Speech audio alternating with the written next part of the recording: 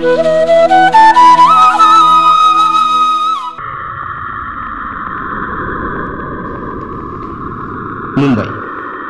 आज हम कहते हैं कि मुंबई की आबादी बहुत ज़्यादा है, लेकिन मुंबई के ज़्यादातर लोगों को ये पता नहीं है कि मुंबई के कांदरवन समंदर की खाड़ी के स्थान पर यह एक बड़ा अनोखा जंगल है। 10 साल पहले की कहानी है।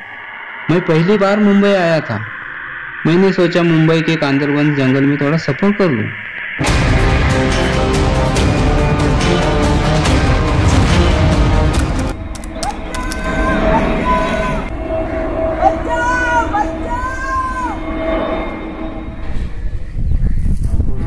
अकेले ही माँ बाप को बिना बताए बैग लेके निकल पड़ा।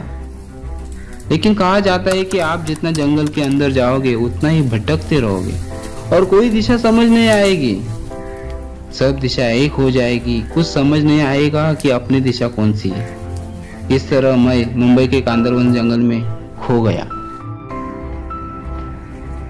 कहाँ जाना है मुझे पता नहीं चल रहा था। दूर आकाश से हवाई जहाज जा रहे थे। मुझे हवाई जहाज को बुलाने के अलावा कोई विकल्प नहीं था।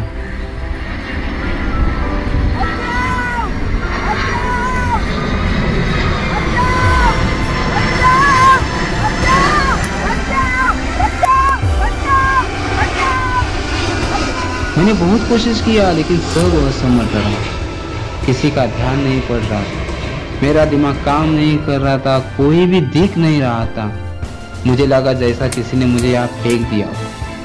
एक तो चल चल के बहुत थक गया था। बहुत प्यास लगी थी, भूख लगी थी।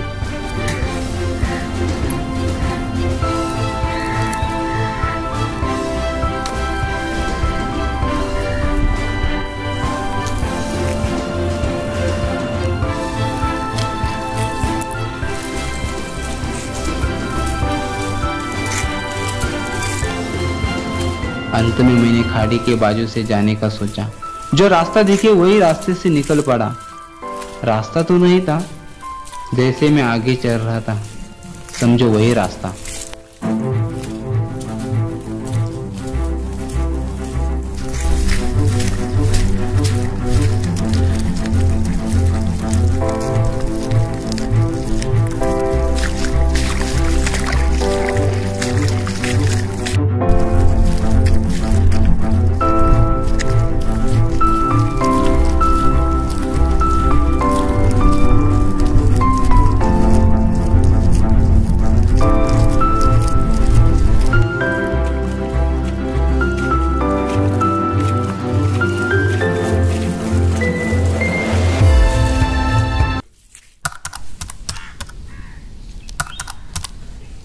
फिर मैं एक पेड़ के बगल में आंख बंद करके खड़ा रह गया। चल चल के बहुत थक गया था।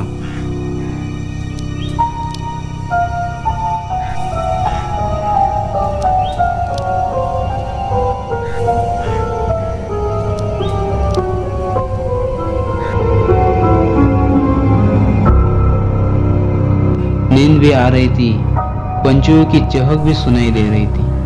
उसी दौरान समंदर के पानी को देखकर मुझे एक तरकीब सूझी। मेरे पास और कोई चारा नहीं था। मैंने एक प्लास्टिक की बोतल उठाई और लिखने के लिए कागज और चौक खोजने लगा।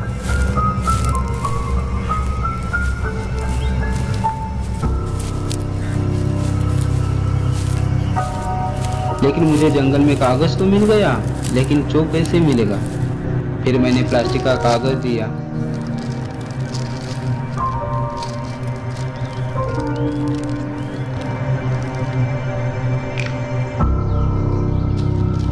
उस कागज पर मेरे घर का फोन नंबर और कांदरवन जंगल का नाम कीचड़ की लकीर से लिखा।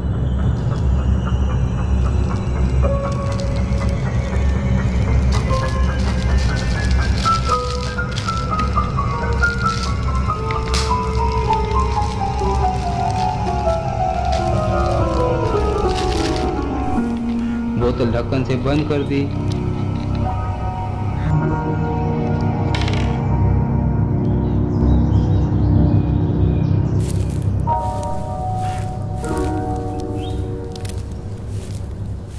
और वो बोतल पानी में दूर फेंक दी, ताकि अगर मैं खुश नसीब हूँ तो कोई नाव वाले ने खोल के देखा तो उस नंबर पर पूछताछ करने के बाद उनको समझ में आएगा कि मैं इस जंगल में खो गया हूँ।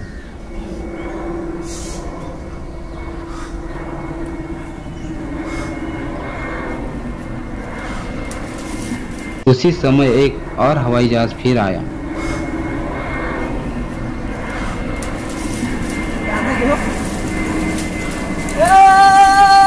बचाओ बचाओ बचाओ!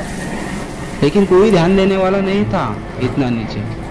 फिर मेरे दिमाग में कुछ विचार आया कि हवाई जहाज की दिशा, ढलता सूरज की दिशा और जल प्रवाह की दिशा एक ही दिशा में जा रही थी।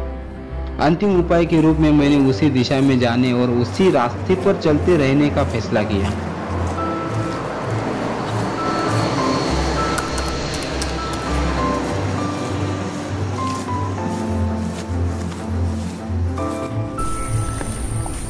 जैसे नाव वाला अपनी नाव लेकर किनारे पर आता है, मुझे कुछ ऐसा ही लग रहा था। रास्ता बहुत खूबसूरत था। ऐसे कितने रास्ते पार कर चुका था। पंछियों का आवाज भी कान में गूंज रहा था।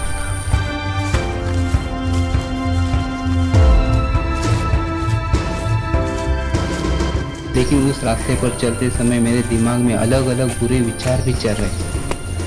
करीब 1 घंटे तक चलने के बाद सूरज की किरणें अब मेरे आंखों पर पड़ रही थी। मन थोड़ा शांत होने लगा था। सचमुच ऐसा लगा कि मैं पहुंचने ही वाला हूँ।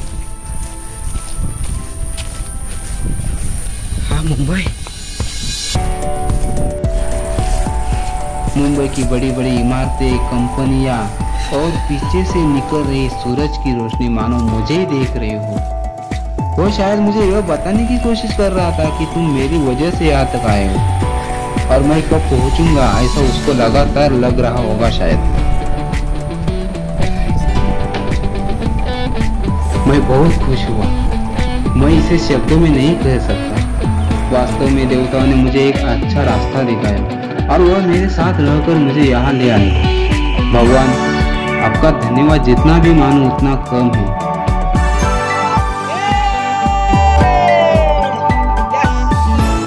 इसलिए बोलते हैं ना, माँ बाप को बिना पूछे कहाँ भी जाना नहीं चाहिए।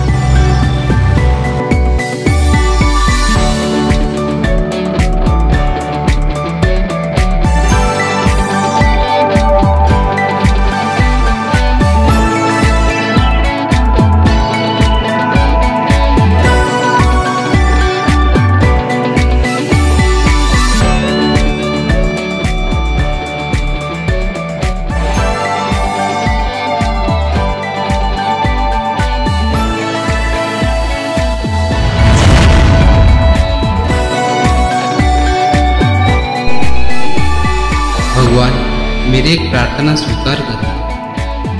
अंत समय जब आए मेरा सांसों में तेरा नाम हो, छवि हो आंखों में तेरी, मन तेरे चरणों के पास हो। जीवन भर तो निभाया है, बस इतना और निभा देना।